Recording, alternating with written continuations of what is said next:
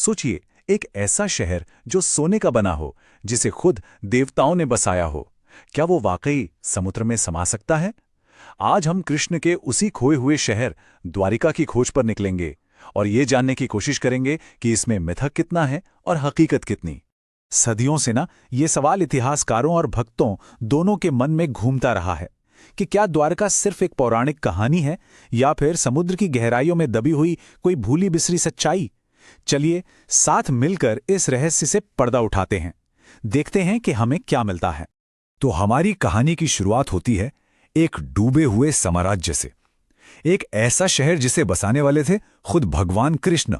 ये एक ऐसे राज्य की कहानी है जो बड़ी शान से बना और एक शाप की वजह से खत्म हो गया।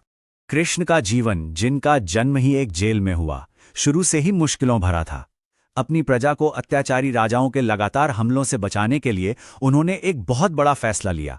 वो अपनी पूरी प्रजा को लेकर एक नए घर की तलाश में निकल पड़े और समंदर के किनारे उन्होंने एक ऐसा किला बनवाया जिसे कोई भेद न सके। एक ऐसा शहर जो उनके लोगों के लिए उम्मीद की एक नई किरण बना, जिसका नाम था द्वारका। लेकिन कहते हैं ना, हर बड़ी कहानी में एक दुखद मोड़ जरूर आता है। महाभारत का भयानक युद्ध खत्म हुआ और एक दुखी मां गांधारी ने एक ऐसा श्राप दिया जिसने सब कुछ बदल दिया। उन्होंने कहा कि जैसे मेरे बेटे मारे गए वैसे ही कृष्ण का पूरा वंश खत्म हो जाएगा और उनकी ये सोने की नगरी, ये शानदार शहर हमेशा के लिए समुद्र की लहरों में खो जाएगा। पर सवाल यह है कि क्या ये सिर्फ एक कहानी है या सच में लहरों के नीचे कोई राज दफन है? तो अब हम कहानियों की दुनिया से निकलते हैं और पुरातत्व की गहराइयों में गोता लगाते हैं, जहां वैज्ञानिक इस पुराने रहस्य को सुलझाने में लगे हैं। आर्कियोलॉजिस्ट्स के पास अपनी खोज शुरू करने के लिए एक तरह से एक नक्शा था, खुद महाभारत। इस ग्रंथ में द्वारका का जिक्र एक ऐसे किले के तौर पर है जो पानी में बना था और जहां लोगों के पास पहचान के लिए अपनी खास मोहरें होती थीं। क्या ऐसा सच में हो सकता है? और जो मिला वो सच में हैरान करने वाला था। Doctor SR. राव और उनकी टीम ने ठीक वैसा ही कुछ खोज निकाला जैसा महाभारत में बताया गया था। समुद्र के नीचे उन्हें एक बहुत बड़ी 560 मीटर लंबी दीवार के टुकड़े मिले।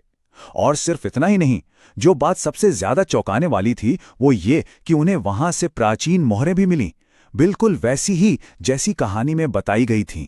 जब कार्बन डेटिंग से इन खंडरों की उम्र पता की गई तो वो निकली 1500 ईसा पूर्व, मतलब ठीक वही समय जब महाभारत का युद्ध हुआ माना जाता है।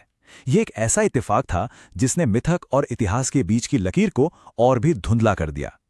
तो क्या ये पौराणिक द्वारका का सबूत था? लेकिन द्वारका की कहानी सिर्फ पुराने खंडहरों तक ही सीमित नहीं है। ये कहानी आज भी जिंदा है, आज भी सांस लेती है। तो चलिए अब चलते हैं आज के द्वारकाधीश मंदिर, एक ऐसी जगह जहां ये कहानी हर दिन जी जाती है, हर दिन मनाई जाती है। इस मंदिर में ना कुछ बहुत खास है। यहाँ भगवान कोई पत्थर की मूर्ति नहीं है, बल्कि एक जीते जागते राजा हैं। उनका पूरा दिन एक सम्राट की तरह गुजरता है, जिसमें हर रोज शाही रस्में निभाई जाती हैं। इस राजा का दिन 4 मुख्य आरतियों के आसपास घूमता है। सुबह मंगला आरती से उन्हें जगाया जाता है, फिर श्रृंगार आरती में उन्हें शाही पोशाक पहनाई जाती है, शाम को संध्या आरती उनका दरबार होता है और रात में शयन आरती के साथ उन्हें आराम करने के लिए सुला दिया जाता है। सोचिए, ये सिलसिला सदियों से हर एक दिन दोहराया जा रहा है। लेकिन कोई भी मंदिर सिर्फ ईंट और पत्थर से नहीं बनता, वो बनता है उन लोगों से जो उसकी सेवा करते हैं। तो चलिए अब उन लोगों से मिलते हैं जो इस सदियों पुरानी परंपरा को आज भी जिंदा रखे हुए हैं। मंदिर के शिखर पर एक 52 गज का बहुत बड़ा झंडा लहराता है। ये इस शहर की कभी न टूटने वाली आस्था का प्रतीक है। लेकिन हैरान करने वाली बात यह है कि इतना बड़ा झंडा हर दिन 1 या 2 बार नहीं, बल्कि पूरे 5 बार बदला जाता है। और ये मुश्किल और खतरनाक काम बिना किसी सेफ्टी के पुजारियों का एक ही परिवार पिछली 7 पीढ़ियों से करता आ रहा है। ये समर्पण की एक ऐसी मिसाल है जो शायद ही कहीं और देखने को मिले। लोगों की भक्ति इतनी गहरी है कि इस झंडे को चढ़ाने के सम्मान के लिए भक्त 5-5 साल तक इंतजार करने को तैयार रहते हैं। ये आस्था की असली ताकत को दिखाता है।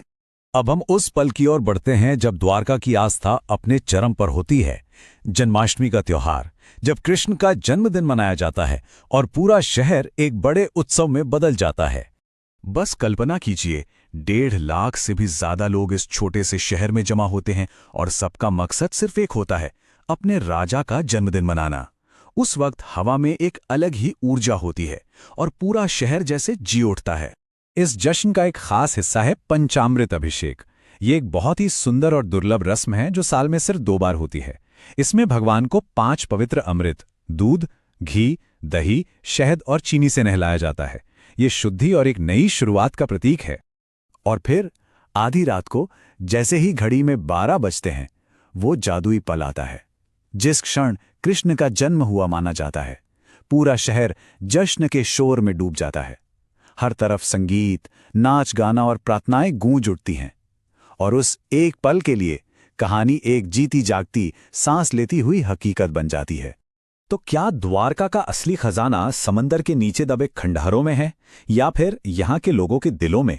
शायद असली द्वारका तो कभी खोई ही नहीं, शायद वो हमेशा से यहीं थी, उन लोगों की अटूट आस्था में जो आज भी अपने राजों को पूछते हैं। और ये हमें एक आखिरी सवाल पर लाकर छोड़ देता है कि हम इतिहास को असल में कहाँ ढूंढते हैं, पत्थरों में या फिर कहानियों में?